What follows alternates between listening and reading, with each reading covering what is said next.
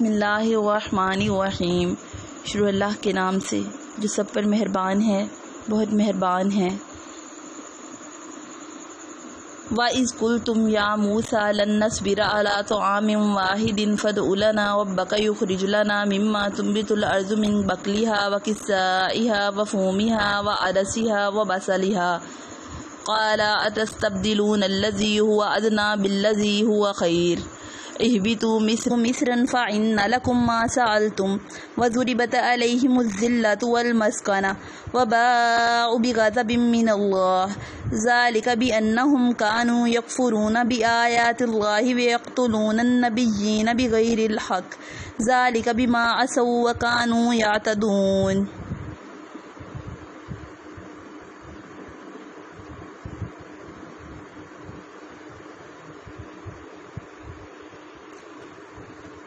اور وہ وقت بھی جب تم نے کہا تھا کہ اے موسیٰ، ہم ایک ہی کھانے پر صبر نہیں کر سکتے، لہٰذا اپنے پروردگار سے مانگیے کہ وہ ہمارے لیے کچھ وہ چیزیں پیدا کرے جو زمین اگایا کرتی ہے، یعنی زمین کی ترکاریاں، اس کی ککڑیاں، اس کی گندم، اس کی دالیں، اس کے پیاز۔ موسیٰ نے کہا جو غذا بہتر ٹھیک ہے، تم اس کو ایسی چیزوں سے بدلنا چاہتے ہو جو گھٹیا درجے کی ہیں۔ خیر، ایک شہر میں جا اترو تو وہاں تمہیں وہ چیزیں مل جائیں گی جو تم نے مانگی ہیں۔ اور ان یہودیوں پر ذلت اور بے کسی کا ٹھپا لگا دیا گیا اور وہ اللہ تعالیٰ کا غضب لے کر لوٹے۔ یہ سب اس لیے ہوا کہ وہ اللہ تعالیٰ کی آیتوں کا انکار کرتے تھے اور پیغمبروں کو ناحق قتل کر دیتے تھے۔ یہ سب اس لیے ہوا کہ انہوں نے نافرمانی کی اور وہ حد سے زیادہ زیادتیاں کرتے رہے تھے۔ یہ وہی واقعہ ہے جو اوپر حاشیہ نمبر 45 میں بھی بیان کیا گیا ہے۔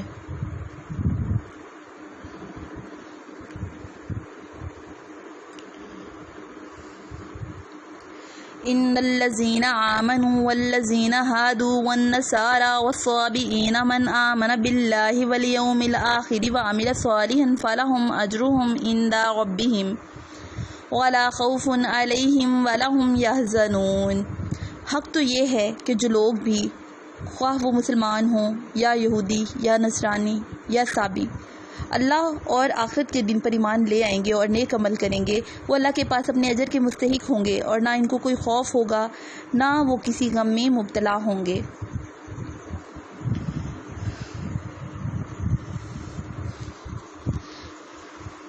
بنی اسرائیل پر اللہ تعالیٰ کے انعامات اور ان کی نافرمانیوں کے تذکرے کے بیچ میں یہ آیت کریمہ بنی اسرائیل کے ایک باطل گھمنڈ کی تردید کے لیے آئی ہے۔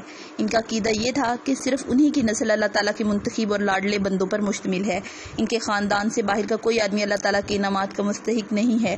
آج بھی یہودیوں کا یہی عقیدہ ہے، اسی لیے یہودی مذہب ایک نسل پرست مذہب ہے اور اس نسل کے باہر کا کوئی شخص یہودی مذہب اختیار کرنا بھی چاہے تو اختیار کر ہی نہیں سکتا یا ان کے حقوق کا مستحق نہیں ہو سکتا جو ایک نسلی یہودی کو حاصل ہے۔ اس آیت میں واضح فرمایا کہ حق کسی ایک نسل میں محدود نہیں ہے۔ اصل اہمیت ایمان اور نیک عمل کو حاصل ہے۔ جو شخص بھی اللہ اور آخرت پر ایمان لائے اور عمل صالح کی بنیادی شرطیں پوری کر دے گا، خواہ وہ پہلے کسی بھی مذہب یا نسل سے تعلق رکھتا ہو، اللہ تعالیٰ کے نزدیک اجر کا مستحق ہوگا۔ یہودیوں اور نصرانیوں کے علاوہ عرب میں کچھ اور ستارہ پرست لوگ بھی رہتے تھے جنہیں صابی کہا جاتا تھا، اس لیے ان کا بھی ذکر کیا گیا ہے۔ یہاں یہ بھی واضح ہے کہ اللہ تعالیٰ پر ایمان لانے میں اس کے رسول، تمام رسولوں پر ایمان لانا بھی داخل ہے، لہٰذا نجات پانے کے لیے رسول اکرم صلی اللہ علیہ وسلم پر ایمان لانا بھی ضروری ہے۔ چنانچہ پیچھے آیت 40-41 میں اس لیے تمام بنی اسرائیل کو حضرت صلی اللہ علیہ وسلم پر ایمان لانے کا حکم دیا گیا ہے۔ وَإِذْ أَخَذْنَا مِيثَاقَكُمْ وَرَفَعْنَا فَوْقَكُمُ الطُّورَ خُذُوا مَا آتَيْنَاكُمْ بِقُوَّةٍ وَاذْكُرُوا مَا فِيهِ لَعَلَّكُمْ تَتَّقُونَ۔ اور وہ وقت یاد کرو جب ہم نے تم سے تورات پر عمل کرنے کا عہد لیا تھا اور کوہ طور کو تمہارے اوپر اٹھا کھڑا کیا تھا کہ جو کتاب ہم نے تمہیں دی ہے اس کو مضبوطی سے تھامو اور اس میں جو کچھ لکھا ہے اس کو یاد رکھو تاکہ تمہیں تقویٰ حاصل ہو۔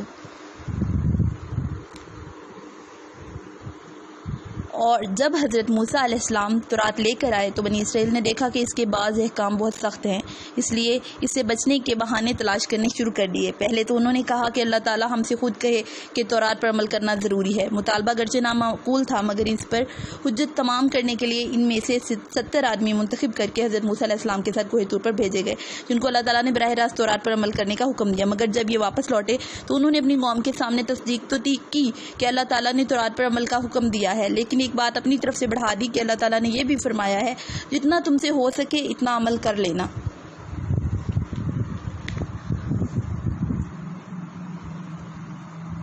لیکن جو نہ ہو سکے وہ ہم معاف کر دیں گے۔ چنانچہ تورات کے جس حکم میں بھی انہیں کچھ مشکل نظر آئی تو وہ یہ بہانہ تراش لیتے کہ یہ حکم بھی اسی چھوٹ میں داخل ہے۔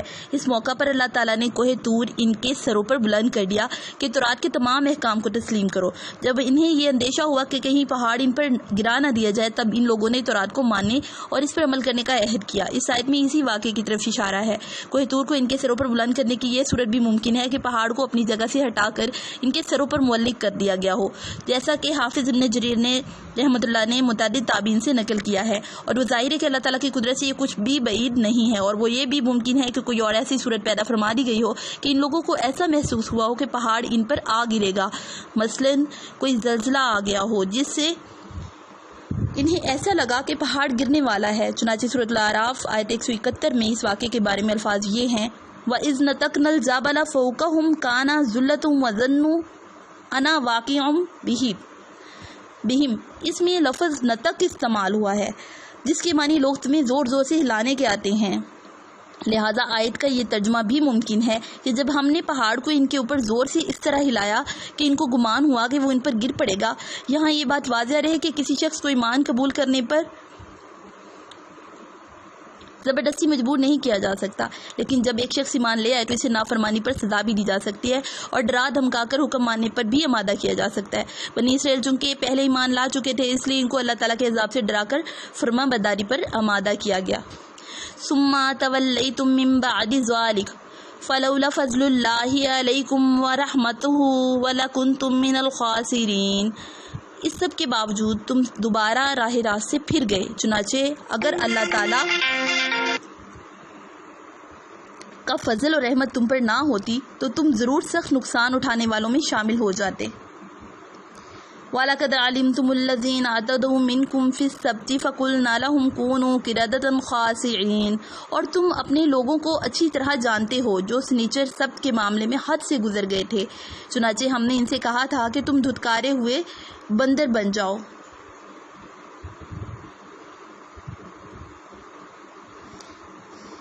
سنیچر ہفتہ کو عربی اور عبرانی زبان میں سبت کہتے ہیں۔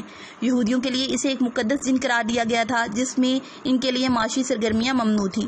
جن یہودیوں کا یہاں ذکر ہے وہ غالباً حضرت داؤد علیہ السلام کے زمانے میں کسی سمندر کے کنارے رہتے تھے اور مچھلیاں پکڑا کرتے تھے۔ سنیچر کے دن مچھلیاں پکڑنا ان کے لیے ناجائز تھا، مگر شروع میں انہوں نے کچھ ہیلے کر کے اس حکم کی خلاف ورزی کرنی چاہی اور پھر کھلم کھلا مچھلیاں پکڑنا شروع کر دی۔ کچھ نیک لوگوں نے انہیں سمجھایا مگر باز نہ آئے، بالآخر ان پر عذاب آیا اور ان کی صورتیں مسخ کر کے انہیں بندر بنا دیا گیا۔ اس واقعہ کی تفصیل اعراف 7:123